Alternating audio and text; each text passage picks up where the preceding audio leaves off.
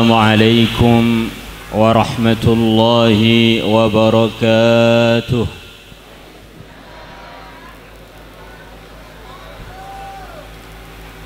Nahmaduhu wa nusalli wa nusallimu ala rasulihil karim wa ala alihi wa ashabihi wa dhurriyyatihi ajma'in wa ba'd.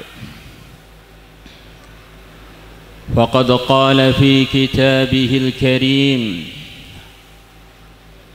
qul bifadlillahi wa birahmatihi fabidzalika falyafrahu huwa khairum mimma yajma'un. Wa qala an-nabiy sallallahu alaihi wasallam li Ubay ibn Ka'b lamma qala lahu aj'alu salati kullaha laka idhan tukfa hammaka wa yughfar dhanbuka aw kama jaa fil hadith. Wa qala an-nabiy sallallahu alaihi wasallam awla an-nasi bi yawmal qiyamah aktharuhum alayya salah. Wa an Abi Hurairah radhiyallahu anhu su'ila an-nabiy sallallahu alayhi wasallam mata wajabat laka an-nubuwwah wa adamu baina ar-ruhi wal jasad.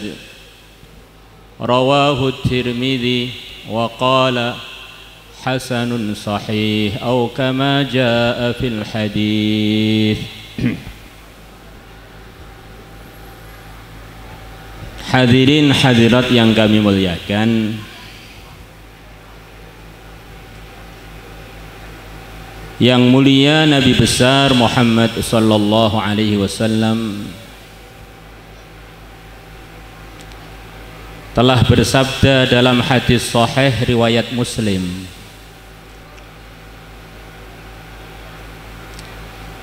la taqumu as-sa'atu hatta la yuqala fil ardi Allah Allah. Tidak akan terjadi hari kiamat sehingga di dunia ini sudah tidak dikatakan Allah Allah lagi, sudah tidak ada orang yang beriman lagi.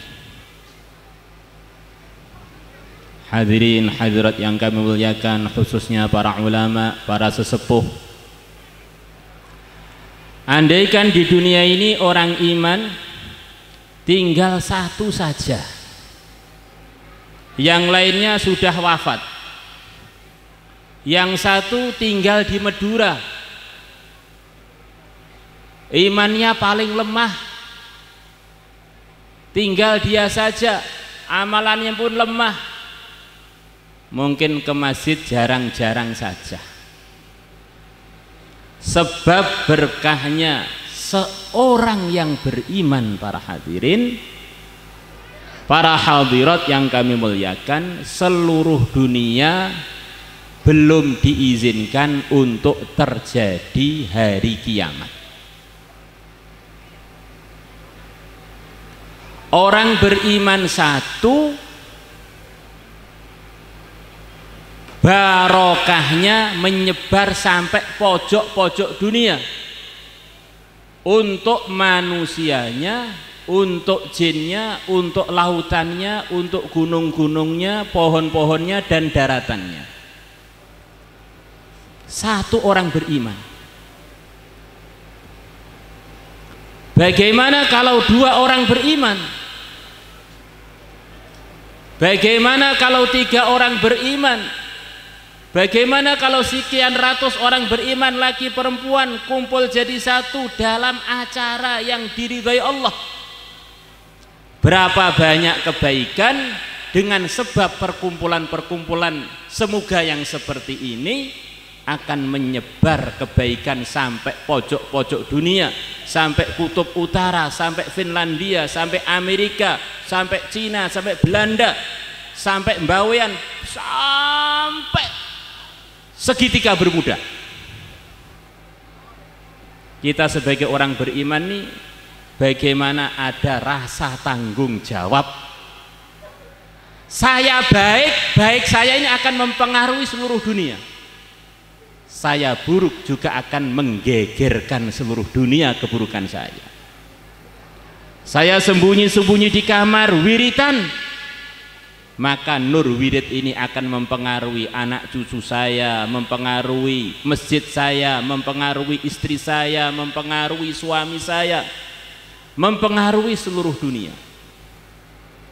Begitu pula di kamar maksiat, naudzubillah, kemaksiatan saya akan menggelapkan hati saya, bisa anak cucu saya, bisa cucu-cucu saya.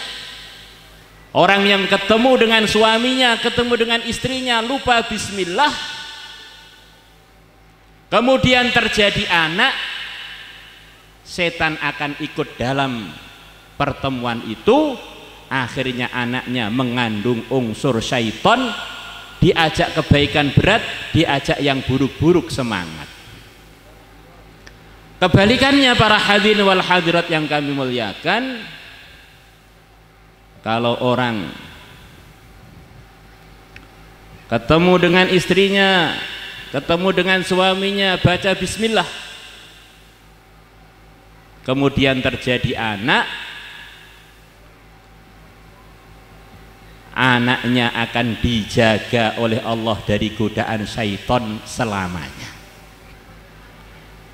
Maknanya semua kenakalan yang ada di dunia muslim muslimah di negeri Indonesia, kita nggak usah nyalahkan sana sini, pejabat rakyat, penguasa, preman-preman. Sebetulnya yang paling salah adalah kita-kita, para pengantin lama atau pengantin baru, waktu buat anak lupa arahan Nabi, baca bismillah. Ini baru nggak ikut Nabi satu hal saja, yang itu pun nggak wajib, bisa menyebabkan keeroran, keonaran di dunia muslim wal muslimah. Hadirin yang dimuliakan Allah Subhanahu wa taala, dalam hadis riwayat Abu Dawud yang mulia Nabi besar Muhammad sallallahu alaihi wasallam,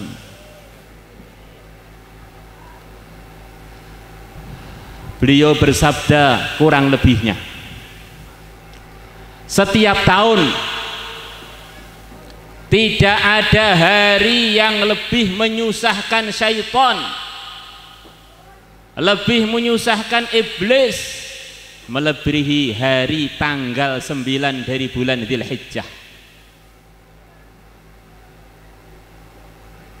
yang mana sepanjang tahun tidak ada hari yang lebih banyak Allah memaafkan hambanya, akhirnya layak untuk keluar dari neraka, melebihi hari tanggal 9 alias hari Arafah, hari ke-9 dari bulan Dzulhijjah. Tidak ada seorang beriman pun yang di hatinya ada sebiji sawi dari iman, kecuali Allah akan ampuni dosanya dengan sebab sekian banyak umat Islam wukuf di Arafah. Yang tidak ikut-ikutan wukuf, yang di Madura, yang di Pamekasan, yang di kampung ini, asalkan beriman, ikut dapat keberkahannya, dosanya dimaafkan oleh Allah, sebab barokahnya orang-orang yang di Arafah. Kemarin telah hadir di Arafah kurang lebih 1.600.000. Ternyata 1.600.000 itu kebanyakan adalah dari negeri Indonesia. Maknanya kita ini orang Indonesia ini telah dipilih oleh Allah, para hadirin wal hadirat, setiap tahun ikut andil mendatangkan rahmat ke seluruh orang Islam seluruh dunia. Maka yang disabdakan Nabi, nanti akhir zaman perkembangan Islam akan muncul dari timurnya Ka'bah. Negeri Yaman timurnya Ka'bah, negeri Malik, negeri Khurasan timurnya Ka'bah, termasuk Indonesia juga timurnya Ka'bah. Maka akhirnya masjidnya menghadap ke arah barat, mencong-mencong dikit. Apa yang disabdakan Nabi telah menjadi kenyataan, termasuk timurnya Ka'bah itu adalah negeri Indonesia, termasuk Indonesia adalah Madura. Madura ini termasuk Indonesia no mboten iki? Termasuk nih, termasuk Indonesia, Masya Allah. Saya dulu pernah sebentar di negeri Pakistan. Saya tadi kaget kok saya seperti ke Pakistan. Kalau nyambut tamu di sana pakai meriam, kalau di sini pakai mercon. Ini adiknya meriam, Masya Allah. Meriam pakai bazooka, dor, Masya Allah. Sampai ruangan tuh berasap, pakai peluru-peluru yang gede-gede itu, Masya Allah. Karena di sana peluru tuh murah, bahkan buat sendiri, Masya Allah. Itu semuanya para hadirin, orang-orang beriman bisa beriman karena barokahnya para dai. Para dai bisa tahu mengenai pentingnya iman, pentingnya menyebarkan iman, menyebarkan Islam, karena atasnya lagi dari para sahabat, dai paling tinggi, dai paling barokah, orang yang terbaik selepas para nabi, para rasul, sebagaimana yang disabdakan Nabi kita, innallaha akhtara ashabi 'alal 'alamin siwan nabiyina wal mursalin. Sesungguhnya Allah telah memilih para sahabatku melebihi seluruh makhluk selain para nabi, para rasul.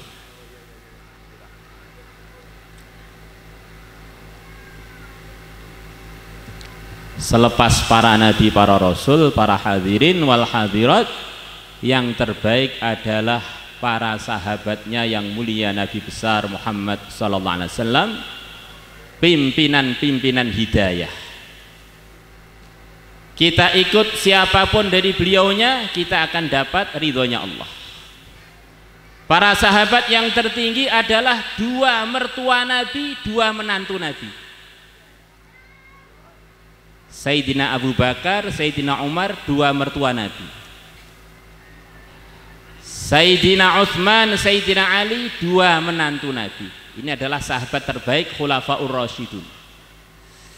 Yang tiga dari suku Quraisy, yang nomor 4 Sayyidina Ali di samping suku Quraisy adalah ahlul baitnya Nabi.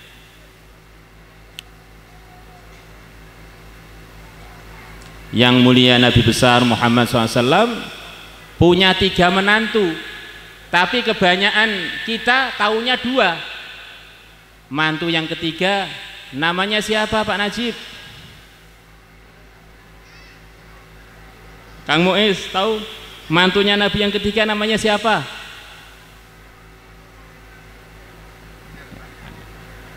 Namanya Abul As. Menikah dengan putrinya Nabi yang mulia, Sayyidah Zainab. Sayyidina Utsman menikah dengan putrinya Nabi yang pertama, Sayyidah Ruqayyah. Sayyidah Ruqayyah wafat, kemudian menikah lagi dengan adiknya Sayyidah Ruqayyah, yaitu Sayyidah Ummu Kulthum. Kemudian selepas itu menantu Nabi yang ketiga, Sayyidina Ali, menikah dengan putri Nabi Sayyidah Fatimah, pimpinan wanita surga. Hanya Sayyidah Fatimah saja yang punya keturunan sampai menjelang hari kiamat. Kita ini maulid Nabi sekaligus mengenang, oh Nabi ini ternyata punya putri 4, Zainab, Ruqayyah, Ummu Kulsum, Fatimah. 4. Nah, kita tahu nama presiden, wakil presiden, sekian banyak menteri. Dengan nama keluarga Nabi, menantu Nabi, mestinya harus lebih hafal melebihi segalanya.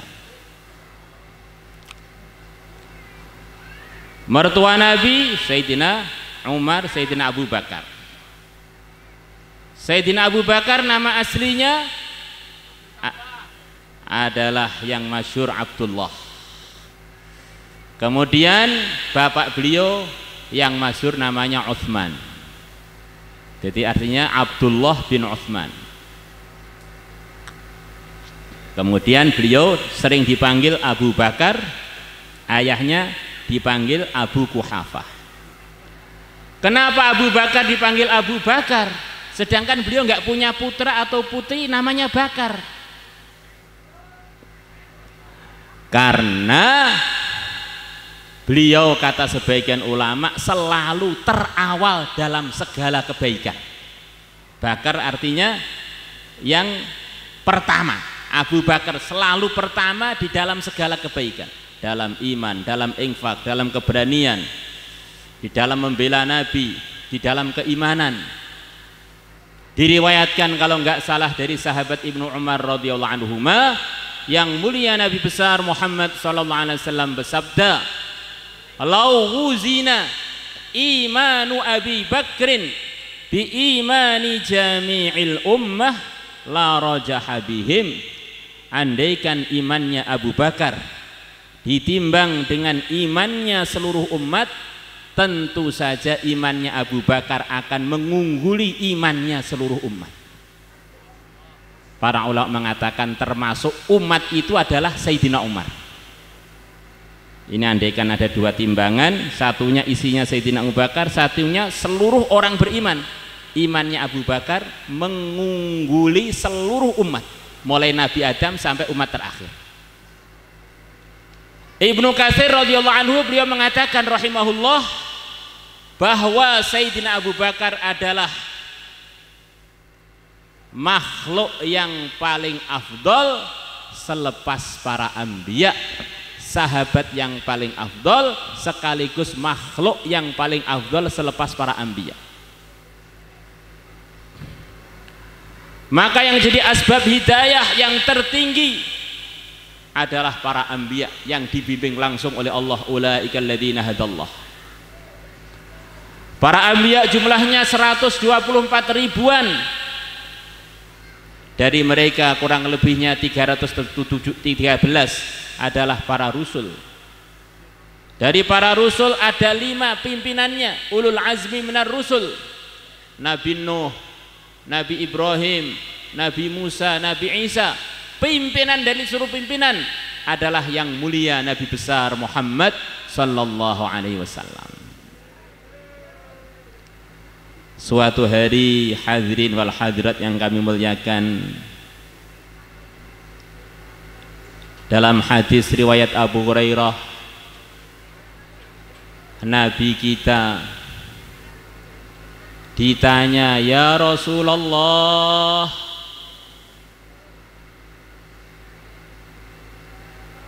kapan Allah putuskan engkau jadi nabi?"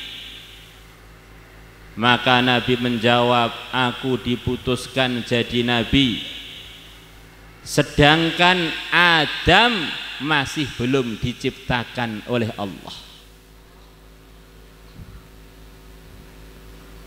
Sedangkan Adam nyawanya dan jasadnya belum disambung, belum digabung oleh Allah, belum diciptakan lagi. Hadis hasan sahih. Kalau orang beriman yang paling lemah imannya, para hadirin, menyebabkan dunia gagal kiamat dengan sebab keberadaan dia saja. Bagaimana kalau keberadaannya itu adalah keberadaannya Sayyidina Abu Bakar? Bagaimana keberadaannya itu adalah kalau keberadaannya para anbiya? Bagaimana kalau orang iman tersebut adalah Nabi yang telah diputus oleh Allah untuk yang pertama jadi nabi, sedangkan Nabi Adam belum diciptakan lagi. Maka keberkahan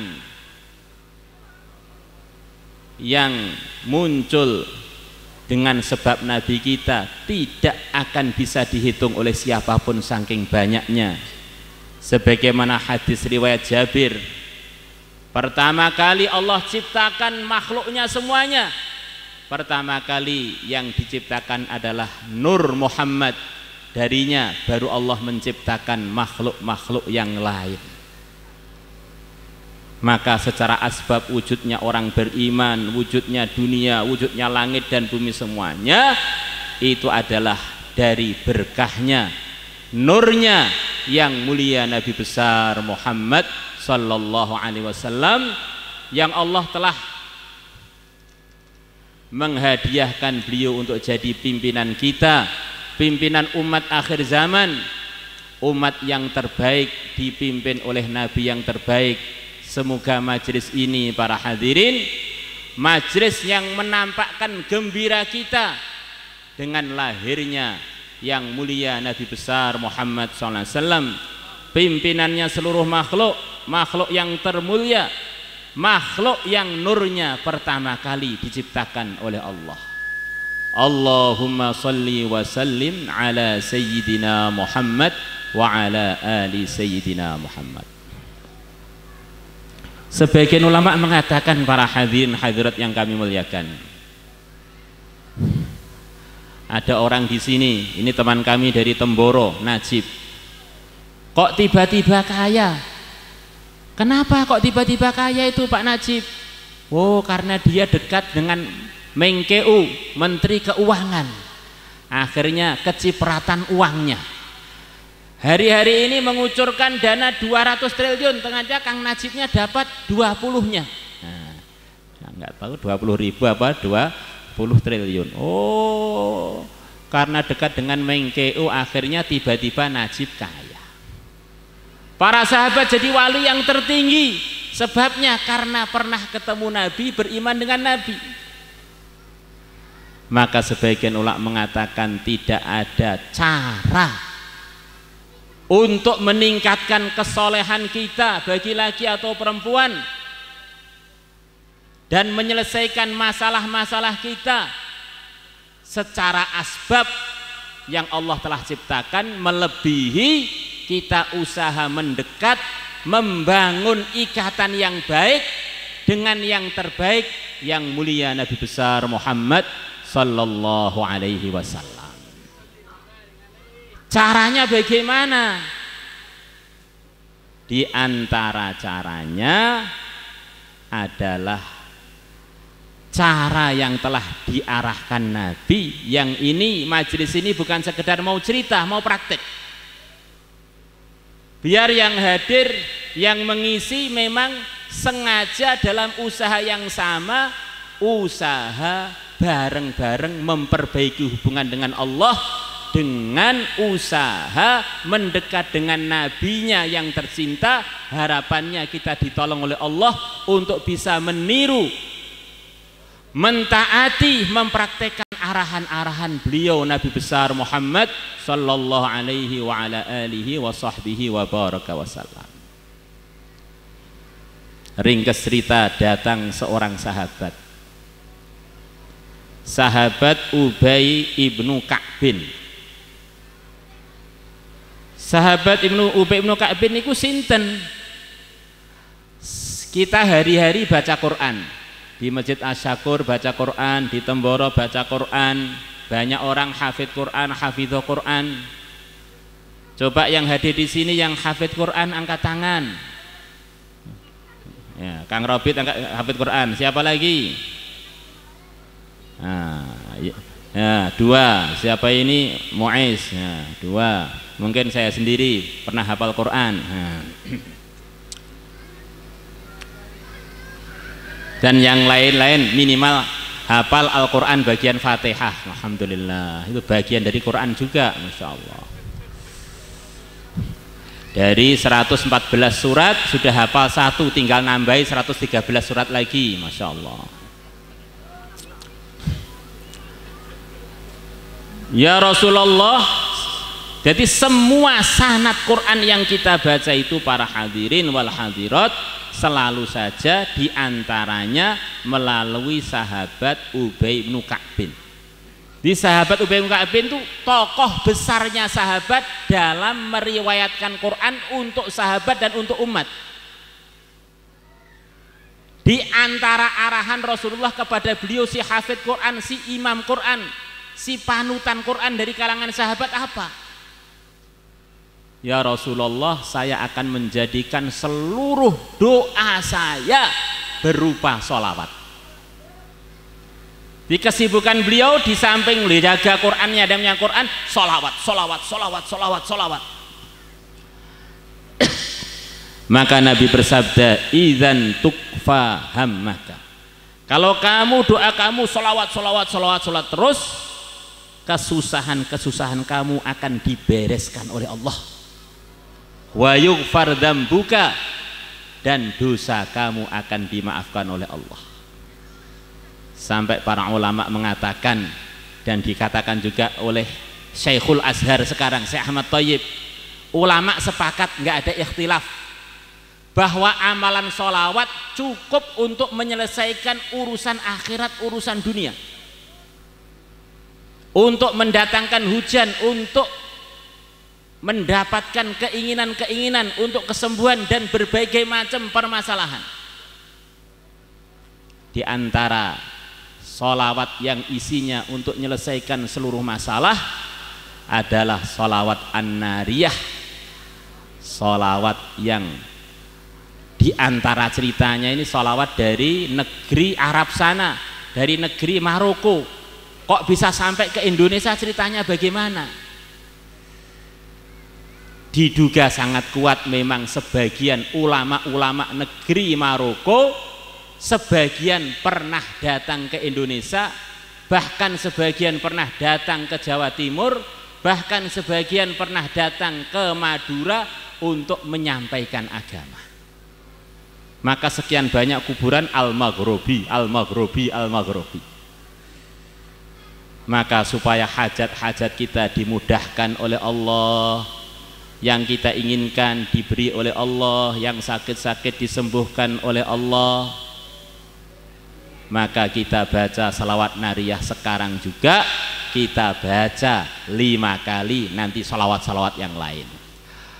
Allahumma salli salatan kamilah wa sallim salaman tamman ala sayyidina Muhammadin alladhi tanhallu bihil uqad wa tanfariju bihil qurab wa tuqadha bihil hawaij wa tunalu bihil raghaib wa husnul khawatim wa yustasqal ghamam biwajhil karim wa ala alihi wa sahbihi fi kulli lamhatin wa nafasin bi'adadi kulli ma'lumin lak. Monggo. Allahumma salli salatan kamilah wa sallim salaman tamman ala sayyidina Muhammadin alladhi tanhallu bil uqad wa tanfariju bihil qurab wa tuqdha bihil hawaij wa tunalu bihil raghaib wa husnul khawatim wa yustasqal ghamam biwajhihil karim wa ala alihi wa sahbihi fi kulli lamhatin wa nafasin bi'adadi kulli ma'lumin lak.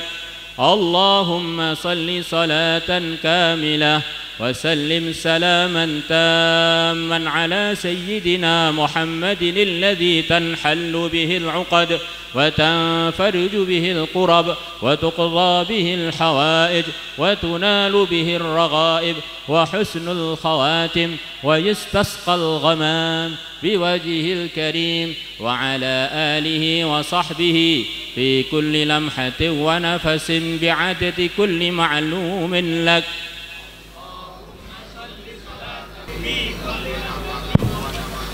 Hadirin wal hadirat yang kami muliakan, suatu hari yang mulia Nabi besar Muhammad sallallahu alaihi wasallam, beliau memanggil mantu beliau Sayyidina Ali, satu-satunya menantu beliau yang meneruskan keturunan beliau. Beliau pengen ngirim Sayyidina Ali untuk pergi ke satu daerah untuk berdakwah di sana. Yang mana di antara yang masyhur, Sayyidina Ali itu termasuk yang utama dan yang diterima yang pertama untuk mengislamkan negeri Yaman. Selepas Nabi mengirimkan rombongan ke sana kurang lebih 6 bulanan, orang Yaman belum mau masuk Islam. Akhirnya Nabi memanggil Sayyidina Ali, dikirim ke sana untuk menyusul teman-temannya yang sudah sekian lama ke Yaman. Maka Sayyidina Ali sampai ke Yaman, hanya berkata beberapa kata kepada orang Yaman yang diantara yang direwayatkan, aslimu taslamu. Wahai orang-orang Yaman, masuklah Islam, nanti kalian akan selamat. Maka semua orang Yaman yang waktu itu ada, para hadirin, semuanya masuk Islam. Ini orang Yaman ini masuk Islamnya sudah kawak banget mulai zaman Nabi kita. Sayyidina Ali mengatakan, jika diberitahu oleh Nabi, wahai Ali, kalau Allah menjadikan kamu asbab satu orang dapat hidayah, itu lebih baik bagimu melebihi mendapatkan dunia dengan segala isinya. Lebih baik bagimu melebihi mendapatkan onta merah yang waktu itu jadi ungkapan dunia dengan segala isinya. La ayyahdiyallahu bika rajulan wahida khairul laka min humurin na'am. Maka beberapa bulan yang lalu datang ulama-ulama, para hadirin, dari negeri Senegal, Afrika. Orangnya tinggi-tinggi, rata-rata tinggi-tingginya 180 sampai 2 meter. Masya Allah, tinggi-tinggi. Perasaan saya di Temboro sudah agak tinggi, lihat orang itu jadi kecil. Masya Allah, ini pemain seperti pemain-pemain basket itu. Masya Allah. Saya tanya, kok orang Senegal tinggi-tinggi, makanannya apa? Biasa aja ya, kakek-kakek kami tinggi-tinggi. Kami ini banyak pelaut, makannya ikan, nggak pernah makan nasi. Baru-baru aja makan nasi selepas kami impor dari Indonesia.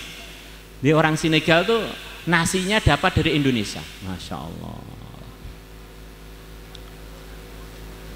Beliau cerita bahwa negeri Senegal itu sekarang 100%, kurang dikit 95% Muslim semua. Dulu awalnya yang mengenalkan Islam orang Afrika ini adalah Daulah Murabitoh, sekelompok keluarga yang mereka ini cucunya Sayyidina Ali, dalam nasabnya dari Sayyidina Hasan, Murabitun. Mereka berdakwah di daerah Senegal, akhirnya kurang lebih 1/3 Senegal masuk Islam. Akhirnya muncul dari keturunan Nabi lagi, Sayyidina Hasan, namanya Syekh Ahmad Tijani. Akhirnya dengan sebab beliau, separuh Senegal masuk Islam. Maka diteruskan oleh murid beliau yang sangat hebat waktu penjajahan Perancis, namanya Syekh Ahmad Bamba, yang kemarin cucunya datang ke Temboro.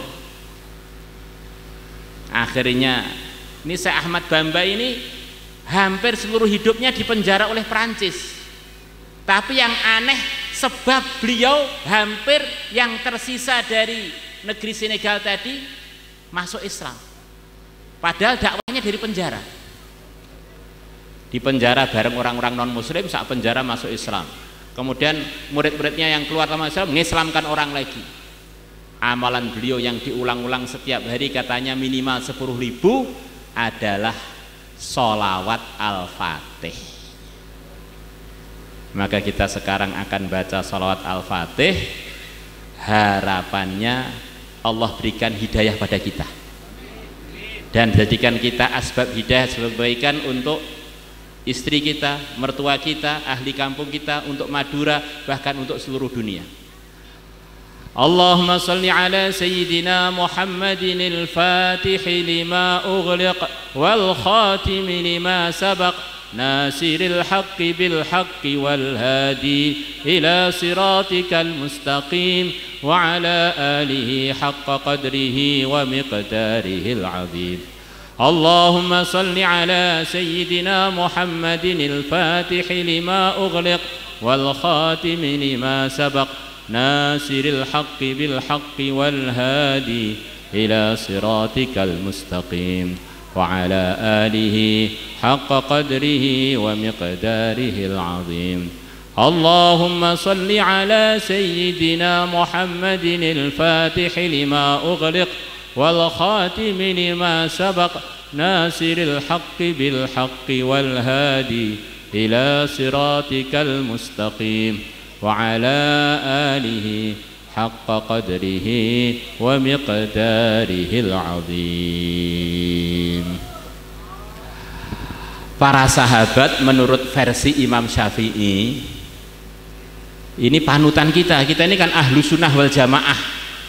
Ahlu sunnah wal jamaah itu sinten toh? Yang ikut Nabi melalui para sahabat. Kalau orang tanya pada kita, yang pasti ahlu sunnah wal jamaah adalah madzhabul arba'ah, di antaranya Imam Syafi'i yang lahir di Gaza. Imam Syafi'i, imam kita, lahirnya di Gaza yang sekarang sedang dizalimi habis-habisan oleh orang Israel. Kita bacakan Fatihah untuk beliau-beliaunya biar Allah tolong dan Allah batalkan semua program-program buruk yang pengen mendatangkan kezaliman kepada tetangga-tetangganya Imam Syafi'i, bahkan kerabat-kerabatnya Imam Syafi'i. Ala hadhihi al-Fatihah. Alhamdulillahirabbil alamin arrahmanir rahim maliki yaumiddin iyyaka na'budu wa iyyaka nasta'in shiratal mustaqim shiratal ladzina an'amta 'alaihim ghairil maghdubi 'alaihim waladdallin amin. Di Imam Syafi'i itu lahir di Gaza dari keluarga Quraisy, ibunya Fatimah namanya, dari Yaman, dari Al-Asd. Kemudian kakek Nabi kita juga dimakamkan di Gaza. Siapa? Nabi Muhammad putra Abdullah, putra Abdul Muttalib, putra Hashim. Kakeknya Nabi yang Sayyid Hashim dimakamkan di Gaza. Maka setiap tahun sebelum perang ini ulama-ulama seluruh dunia kalau pergi ke Gaza ziarah ke Sayyid Hashim. Kalau Imam Syafi'i wafatnya di Mesir. Kalau kita ditanya berapa sih jumlahnya para sahabat, ayo siapa yang bisa jawab? Menurut Imam Syafi'i, kalau menurut Imam Syafi'i dinukilkan dalam Muqaddimah Hayatus Sahabah, jumlahnya sahabat kurang lebih 60.000. Ini panutan-panutan kebenaran yang riwayatkan kebenaran dari Sayyidul Anbiya, jumlahnya 60.000. Di antara 60.000 itu adalah sahabat Anas ibn Malik, yang beliau mengatakan, saya tidak pernah tidur selepas wafatnya Nabi. Kalau sebelum wafatnya kurang akurat, kurang hafal. Mesti aku mimpi ketemu Nabi. Setiap tidur mimpi ketemu Nabi, para hadirin wal hadirat. Coba yang hadir di sini ini, siapa yang berani angkat tangan pernah mimpi perasaan dia itu adalah yang mulia Nabi besar Muhammad sallallahu alaihi wasallam? Coba berani angkat tangan enggak? Nah, maka menurut saya ya mestinya orang Islam walaupun enggak mimpi ketemu Nabi itu mungkin enggak dosa. Ini sepertinya rindu saya, cinta saya ini ada salahnya, ini kok belum pernah diizinkan untuk mimpi ketemu Nabi. Ini ada cerita, ada seorang ustadz di tempat kami dari Palembang mondoknya sudah umur 25-an baru mondok sampai jadi ustadz, sampai hafal Quran, sekarang jadi ustadz di sana. Saya ceritakan, Kang, kok kamu sudah tua baru pengen mondok itu ceritanya gimana? Ceritanya saya ini orang kuliahan, Pak, sudah semester akhir, dan saya ini nggak pernah sholat. Tiba-tiba perasaan saya ini mimpi turun hujan. Terus di tengah-tengah hujan ada orang ganteng pakai baju warna hitam, ganteng banget.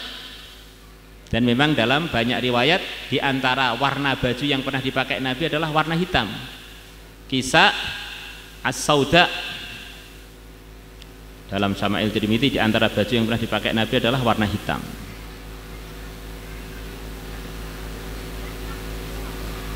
Maka saya tanya, Tuhan siapa kok ganteng banget? Aku adalah Nabi Muhammad.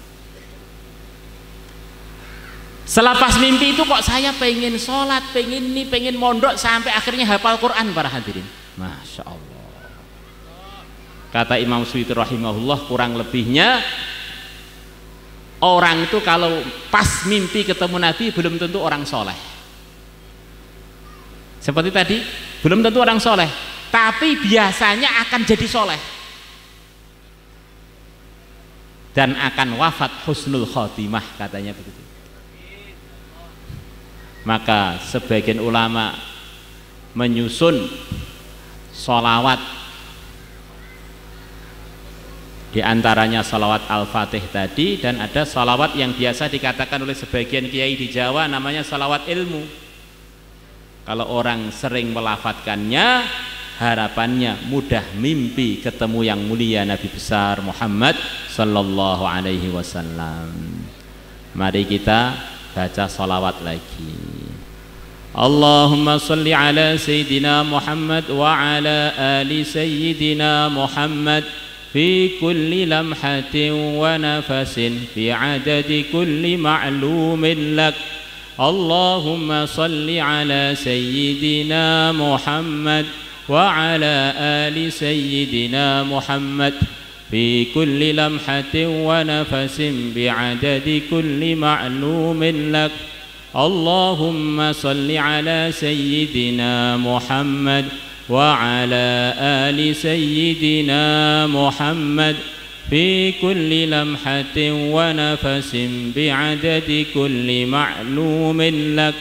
اللهم صل على سيدنا محمد وعلى آل سيدنا محمد في كل لمحة ونفس بعدد كل معلوم لك. اللهم صل على سيدنا محمد وعلى آل سيدنا محمد في كل لمحة ونفس بعدد كل معلوم لك. Hadirin wal hadirat yang kami muliakan, ini ada satu hal yang perlu perenungan. Saya ini kan biasanya kalau ceramah itu di Jawa, di Madura itu hampir nggak pernah, ini mungkin pertama kali. Maka saya bingung caranya ceramah di Madura itu gimana. Wes dijak salawatan aja wes. Kalau di Jawa biasanya yang dengar itu bisa tertawa, ini nggak ada yang tertawa berarti paham semua gitu, Masya Allah.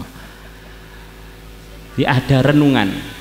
Di Nabi bersabda, isinya kurang lebihnya, kalau ada orang mendoakan orang lain kebaikan, maka Allah akan tugaskan malaikat untuk ganti mendoakan dia. Ya Allah, berikan kepada dia kebaikan yang seperti dia barusan doakan itu. Walaka bimithlin walaka bimithlin. Maka tambah kita banyak mendoakan kebaikan orang, maka akan tambah banyak malaikat yang digerakkan oleh Allah untuk mendoakan kita.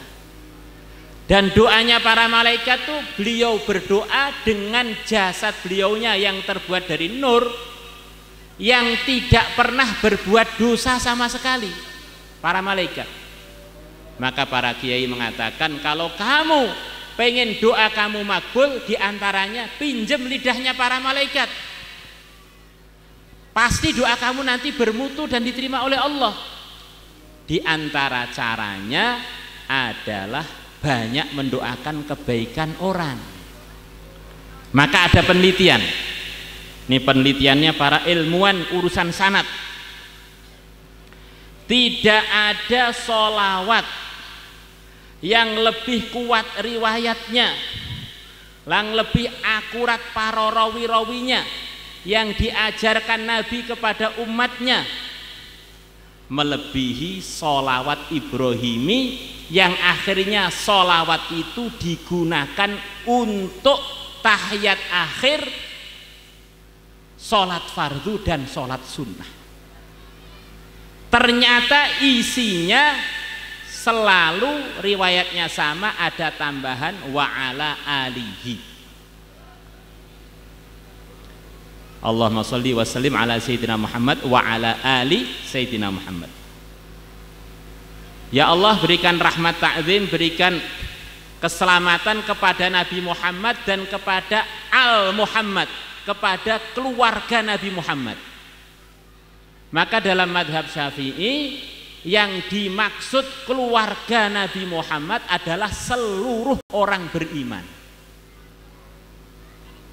Apalagi kalau dia ini punya naskah silsilah bahwa dia ini memang terduga zuriyahnya Nabi Muhammad. Seluruh umat Islam diperintahkan kalau manggil istri Nabi sebagai ibu. Ummul Mukminin Aisyah, Ummul Mukminin Hafsah, Ummul Mukminin Maimunah, Ummul Mukminin Ummu Salamah, dan seterusnya. Wa azwajuhu ummahatuhum, istri-istri Nabi adalah ibunya orang yang beriman. Maka dari penelitian tadi, semua riwayat dari Nabi yang mengajarkan sholawat tanpa ada alihi itu diduga riwayatnya tidak sempurna, ada terbuang sedikit.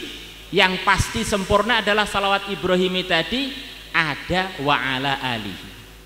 Maka kalau kita baca salawat wa ala alihi, berarti kita telah kirim doa rahmat, doa keselamatan untuk Nabi Muhammad dan untuk seluruh orang Islam yang telah wafat ataupun yang masih hidup.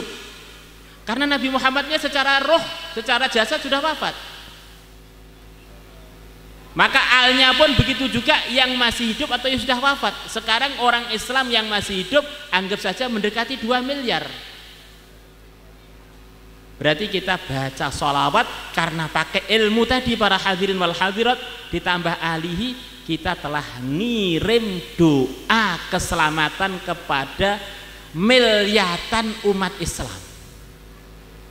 Akhirnya sekali sholawat saja berapa banyak malaikat yang akan mendoakan kita, walaka bimithlin walaka bimithlin, dan berapa banyak kebaikan yang akan didapatkan, yang setiap kebaikan itu diantara fadilahnya akan menghapus dosa-dosa dan kotoran dalam kehidupan kita.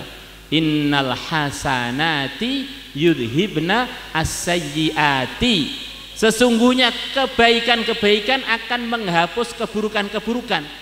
Maka diantara cara mendapatkan kebaikan sebanyak-banyaknya adalah kalau baca sholawat ditambah wa ala alihi. Ini ilmu mahal ini, Masya Allah. Maka kita sekarang bareng-bareng baca sholawat Ibrahimi. Yang sering orang-orang datang pada kami minta, ya Pak, diberi amalan supaya cepat bisa haji, bisa umroh. Baca salat Ibrahimi. Saya niat tahun depan umroh, ternyata baru dibaca beberapa minggu umroh. Umroh, Masya Allah. Karena salat Ibrahimi luar biasa, sholawat yang paling akurat riwayatnya dari Nabi untuk umat adalah salat Ibrahim. Maka segala macam sholawat itu ada fadilahnya, tapi yang terhebat, yang terbukti diajarkan Nabi kepada umat riwayatnya terkuat adalah salawat Ibrahimi, salawat yang kita gunakan harian untuk sholat fardu, sholat sunnah. Allahumma salli ala Sayyidina Muhammad wa ala ali Sayyidina Muhammad كما صليت على سيدنا إبراهيم وعلى آل سيدنا إبراهيم وبارك على سيدنا محمد وعلى آل سيدنا محمد كما باركت على سيدنا إبراهيم وعلى آل سيدنا إبراهيم في العالمين إنك حميد مجيد. اللهم صل على سيدنا محمد وعلى آل سيدنا محمد كما صليت على سيدنا إبراهيم وعلى آل سيدنا إبراهيم وبارك على سيدنا محمد وعلى آل سيدنا محمد كما باركت على سيدنا إبراهيم وعلى آل سيدنا إبراهيم في العالمين إنك حميد مجيد. اللهم صل على سيدنا محمد وعلى آل سيدنا محمد كما صليت على سيدنا إبراهيم وعلى آل سيدنا إبراهيم في العالمين إنك حميد مجيد.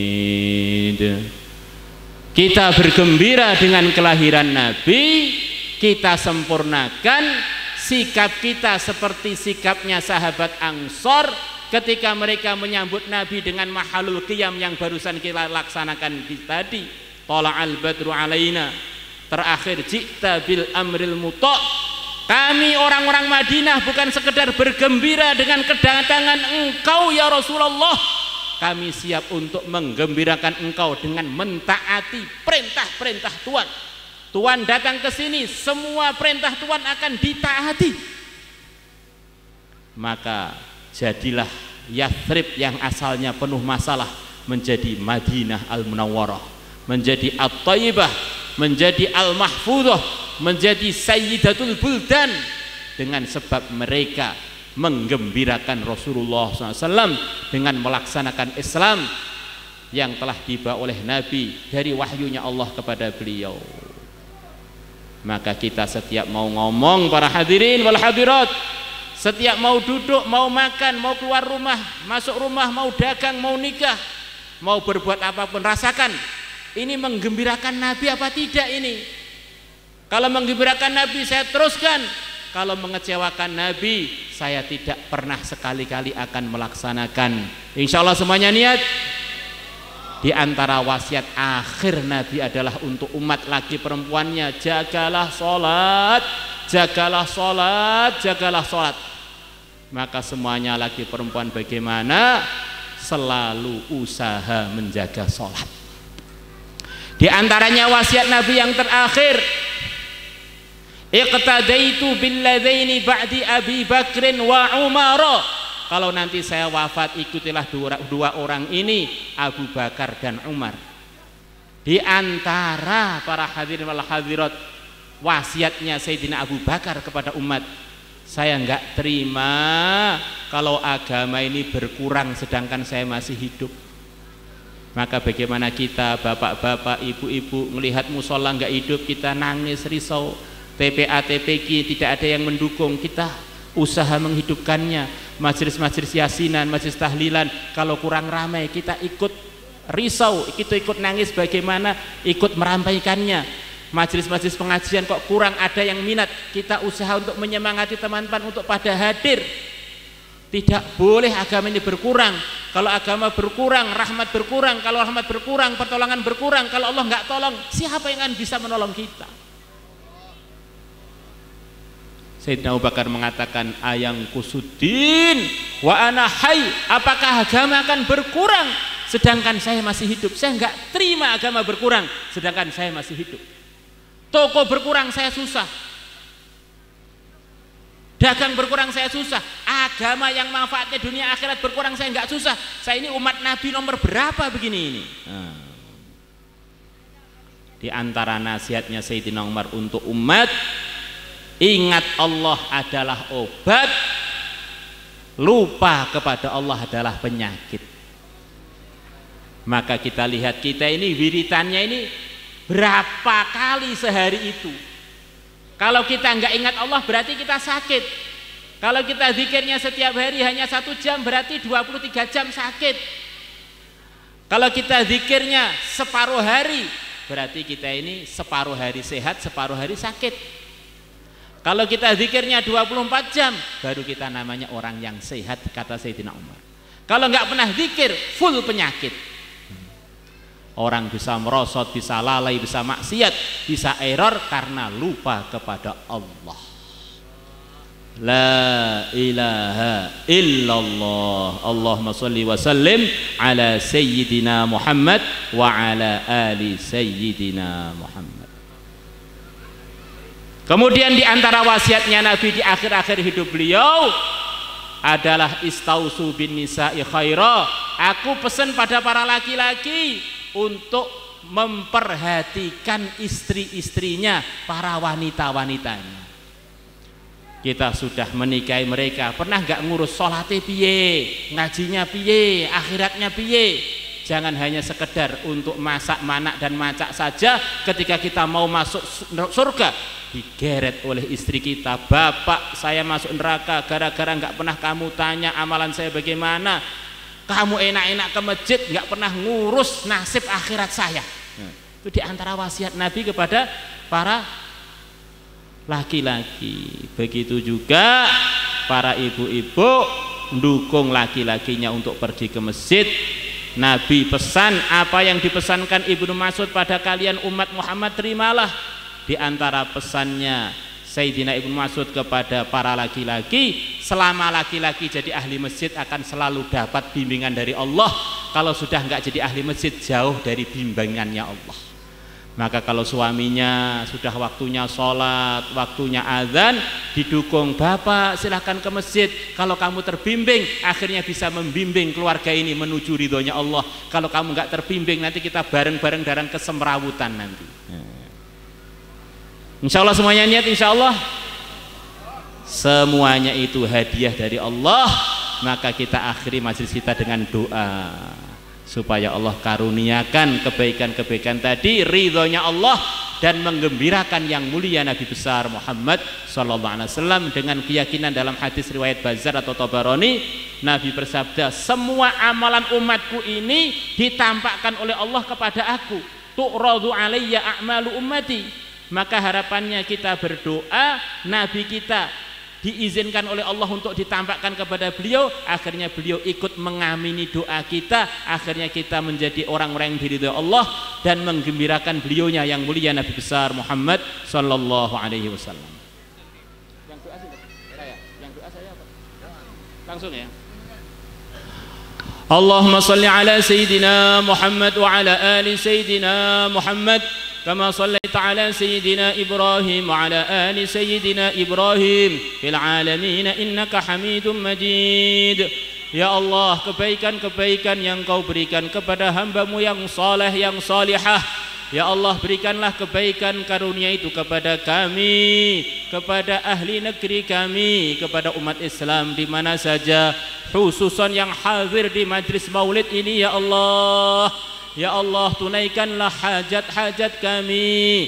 Ya Allah, sembuhkanlah penyakit-penyakit kami. Ya Allah, mudahkanlah urusan-urusan kami. Ya Allah, keburukan-keburukan yang Kau jauhkan dari hamba-hamba-Mu yang saleh salihah, jauhkanlah dari kami, dari negeri kami ini, teman-teman kami di mana saja, khususan yang terzalimi, khususan yang di Palestina. Ya Allah, jauhkanlah dari kami segala yang tidak Engkau ridhoi. Ya Allah, ya Allah, dengan berkahnya seluruh muslimin muslimat, mukminin mukminat, dengan berkahnya Wali Songo, dengan berkahnya Ahlul Bait, dengan berkahnya ya Allah para imam madzhabul arba'ah, para muhaditsin, berkahnya Imam Syafi'i. Ya Allah, kelawan berkahnya para nabi, para rasul, berkahnya yang mulia Nabi besar Muhammad sallallahu alaihi wasallam, kabulkanlah doa-doa kami, kabulkanlah hajat-hajat kami, bayarlah hutang-hutang kami, hilangkanlah kesusahan-kesusahan kami, disertai segala kemudahan, tanpa ada ujian, tanpa ada rintangan. Wa sallallahu ala sayyidina Muhammad wa ala alihi wa sahbihi wa baraka. Alhamdulillahi rabbil alamin.